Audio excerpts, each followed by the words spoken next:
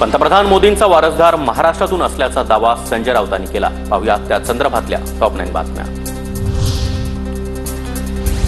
मोदींचा पुढचा वारसदार महाराष्ट्रातून असेल आणि तो संघ ठरवणार, म्हणूनच काल मोदींना नागपूरला बोलावून चर्चा करण्यात आली।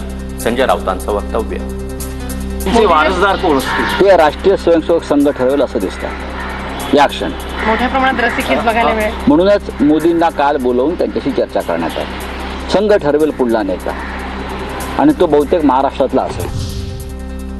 2029चे पंतप्रधान म्हणून नरेंद्र मोदी यांच्याकडेच पाहतो, अजून उत्तराधिकारी निवडण्याची वेळ आलेली नाही। संजय राऊतांच्या वक्तव्यानंतर मुख्यमंत्री फडणवीसांची प्रतिक्रिया। मोदीजींचा उत्तराधिकारी शोधण्याचं कुठलंही कारण नाही।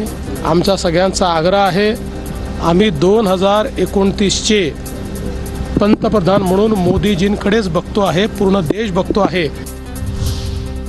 मोदींच्या उत्तराधिकाऱ्याचा आता प्रश्न कसा आला? संजय राऊतांच्या वक्तव्यावर संघाचे माजी सरकार्यवाह भैयाजी जोशी यांची प्रतिक्रिया। संघ परंपरेनुसार योग्य वेळी योग्य निर्णय घेईल असं हे वक्तव्य। संघ के उत्तराधिकारी का अभी सवाल ही कहाँ है? उत्तराधिकारी का प्रश्न कहाँ आता है? संघ में जो परंपरा है उसके अनुसार होगा, उसका निर्णय संघ करेगा। मुख्यमंत्री फडणवीस मोदींचे वारसदार असतील, जितेंद्र आव्हाड यांचं वक्तव्य। तर फडणवीसांच्या मनातलं महाराष्ट्राने ओळखावं अशी देखील भुवया उंचावणारी प्रतिक्रिया। कधी बोलले वारसदार असं कधी बोलले? कधी बोलले? काल तेच वारसदार आहेत। भाजपला याच आठवड्यामध्ये नवा अध्यक्ष मिळण्याची शक्यता। पक्षाच्या स्थापना दिनाआधी अध्यक्ष जाहीर करण्यावर भर असणार, सूत्रांची माहिती। भाजपच्या राष्ट्रीय अध्यक्षपदासाठी शिवराज सिंग चौहान, भूपेंद्र यादव, मनोहरलाल खट्टर, धर्मेंद्र प्रधान यांचं नाव आघाडीवर।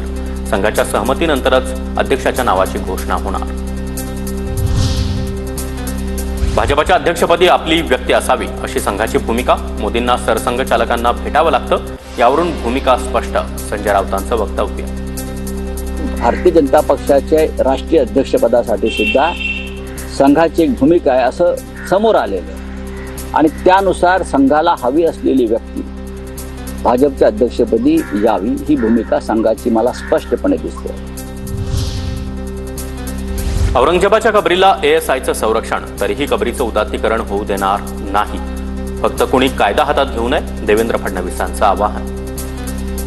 कबर त्या ठिकाणी आहे, ही ASIची प्रोटेक्टेड कबर आहे। त्या ठिकाणी जे काही कायदा आहे त्या कायद्याचं पालन करणं ही आमची जबाबदारी आहे। हे मात्र निश्चित आहे, कुठल्याही परिस्थितीमध्ये औरंगजेबाच्या कबरीचं उदात्तीकरण, ग्लोरिफिकेशन आम्ही होऊ देणार नाही।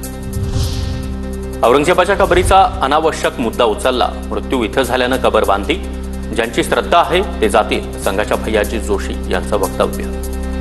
औरंगजेब का अनावश्यक विषय उठाया गया है। एक है, उसकी मृत्यु यहाँ हुई तो कबर यहाँ बनी हुई है, कोई श्रद्धा है वो जाएंगे।